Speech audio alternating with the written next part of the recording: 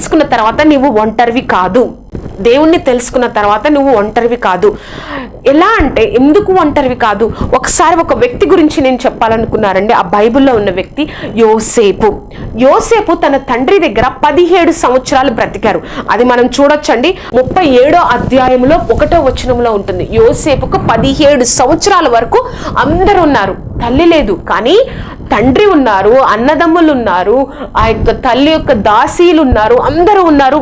బాగా పెరిగాడు. అందరూ ఉన్నాం 17 సంవత్సరాల వరకు. అందరికీ తెలుసు యోసేపు జీవితం ఏమైందో. యోసేపుని వాళ్ళ అన్నలు అమ్మి వేసిన తర్వాత ఆయన వేరే దేశానికి వెళ్ళిపోయారు. ఒక అనాథగా మిగిలిపోయారు అక్కడ కదా అండి. ఆ 17 సంవత్సరాల వయసులో యాకోబు యోసేపుకి చెప్పి ఉంటాడు దేవుడి యొక్క శక్తి, దేవుని గురించి చెప్పి ఉంటాడు, దేవుని గురించి పరిచయం చేసి ఉంటాడు, దేవుడి మీద ఆధారపడడం అంటే ఏంటో అన్నీ చెప్పి ఉంటాడు.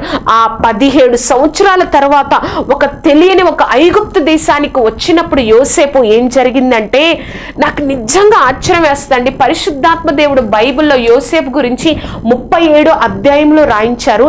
తర్వాత 38వ వచ్చిన అధ్యాయంలో యోసేపు గురించి లేదు, కానీ 39వ అధ్యాయం నుంచి 50వ అధ్యాయం వరకు యోసేపు గురించి ప్రతిసారి చెప్పినప్పుడు ఏం చెప్తారో తెలుసా అండి?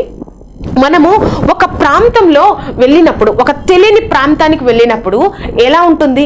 వాళ్ళు మన యొక్క పేరును బట్టి కానీ ఐడెంటిఫై చేస్తారు, లేకపోతే మనం అక్కడ చేస్తున్న జాబ్ని బట్టి కానీ ఐడెంటిఫై చేస్తారు, మనల్ని గుర్తిస్తూ ఉంటారు. లేకపోతే మనకి తెలిసిన మన యొక్క తల్లిదండ్రుల పేర్లు తెలిసి ఉంటే వాళ్ళు ఈమె కుమార్తె, ఆమె కుమార్తె, అతని కుమార్తె అని మనల్ని గుర్తిస్తూ ఐడెంటిఫై చేస్తూ ఉంటారు.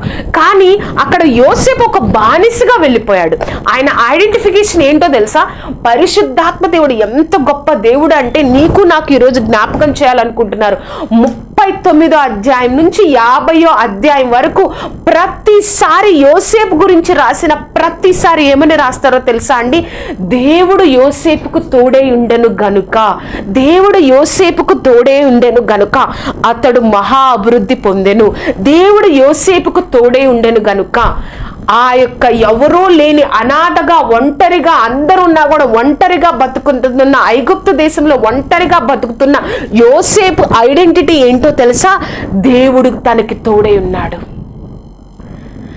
నా జీవితంలో నువ్వు ఏ విధంగా ఏ యొక్క సమస్యల్లో ఉండి ఒంటరి అయిపోయావు? కన్నీరుతో, బాధతో, నీ కష్టాలు చూసి నీ బంధువులు, స్నేహితులు దూరం పెట్టేశారా?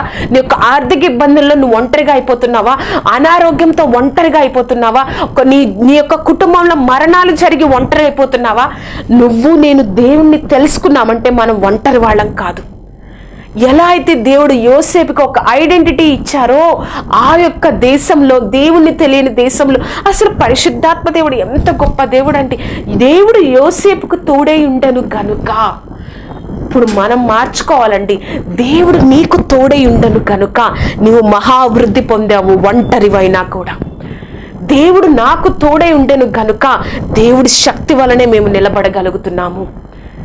ఇది అండి మన ఐడెంటిటీ. మనము దేవుణ్ణి తెలుసుకున్న తర్వాత ఒంటరోళ్ళమి కాదు. ప్రతిసారి ఆయన యొక్క గుర్తింపు ఏంటి అంటే, యేసేపు యొక్క గుర్తింపు యాకోబు కుమారుడు అనడానికి కూడా వాళ్ళ తండ్రి పేరు కూడా తెలియదు అక్కడ. ఆయన ఏం చేస్తారు అది కాదు, దేవుడు తోడై ఉండను గనుక. అది అండి మన ఐడెంటిటీ. నువ్వు ఒంటరి జీవితం జీవిస్తున్నావా? ఈ లోకంలో ఒంటరి అయిపోయావా? ఏ సమస్య అయితే నిన్ను కృంగదీస్తుందో, ఏ సమస్య అయితే నువ్వు ఒంటరిగా అయిపోతున్నావో, ఏ సమస్యతో నువ్వు బాధపడుతూ ఉన్నావో, అయ్యో నేను ఒంటరి అయిపోయాను, నేను ఒంటరిగా ఉన్నాను, దేవుణ్ణి తెలుసుకున్నా కూడా ఒంటరిగా, ఇది గుర్తుపెట్టుకోవాలండి మనం. నువ్వు నేను దేవుణ్ణి తెలుసుకున్నామా? ఒంటరి వాళ్ళం కాదు. నువ్వు నేను దేవుణ్ణి తెలుసుకున్నామా? ఒంటరి వాళ్ళం కాదు. మనతో దేవుడు ఉన్నారు, మనల్ని అనాథలుగా వదిలివేయడు, మనల్ని విడిచిపెట్టడు అని నువ్వు నేను గుర్తు పెట్టుకోవాలి.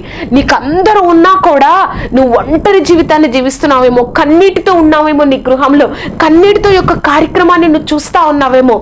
గుర్తుపెట్టుకో, నువ్వు దేవుణ్ణి కలిగి ఉన్నావు కదా, దేవునికి ప్రార్థన చేస్తున్నావు కదా, దేవుణ్ణి నీ సొంత రక్షకుడిగా అంగీకరించావు కదా, ఆయనే నిజమైన దేవుడని నువ్వు నమ్ముతున్నావు కదా. You are not alone. నువ్వు ఒంటరివి కావు.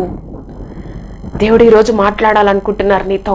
నువ్వు ఒంటరివి కాదండి. ఎలా అయితే యోసేపును ఒంటరి కాకుండా దేవుడు యోసేపుకు తోడై ఉండను. ఈ లోకానికి నువ్వు నేను ఎలా కనబడతామంటే కష్టాలలో, బాధల్లో, కన్నీరులో, దుఃఖంలో, అర్థం కాని స్థితిలో ఎలా కనబడతామంటే వాళ్ళ స్థితి అంతేనండి. ఇంకా వాళ్ళెవరిని ఎవరు బయటికి పైకి తీసుకురాలేరు, ఆ ఊబి నుంచి పైకి తీసుకురాలేరు. వారు ఒంటరి వారండి, నిస్సహాయ స్థితిలో ఉన్నారండి అని ఈ లోకం అనుకుంటుందేమో. దేవుడు అనుకుంటారు నేనున్నాను నీ పక్కన, నేనున్నాను నీతో అని దేవుడు అనుకుంటారండి. నేనున్నాను నీ పక్కన. దేవుడికి యోసేపు ఆ ఐగుప్తు ప్రజలందరికీ ఒంటరిగా బానిసగా కనిపించాడు, కానీ ప్రధాని అయితే కానీ తెలియలేదు దేవుడు ఉన్నాడా యోసేపుతో లేడా అని. మనకు కూడా ఇప్పుడు ఎవ్వరికి అర్థం కాదు.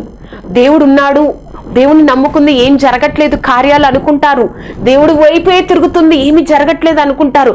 ఒక స్థితి వస్తుంది యోసేపు లాగా, నిన్ను నన్ను చూసి దేవుడు తోడై ఉన్నాడు గనుక నువ్వు ఈ విధంగా హెచ్చింపబడ్డావు, దేవుడు ఉన్నాడు గనుక నీ యొక్క విశ్వాసమే నిన్ను హెచ్చించింది అని ప్రతి ఒక్కరూ నిన్ను నన్ను చూసి సాక్ష్యం ఇస్తారండి. నువ్వు దేవుణ్ణి తెలుసుకున్నావా, నువ్వు ఒంటరివి కావు.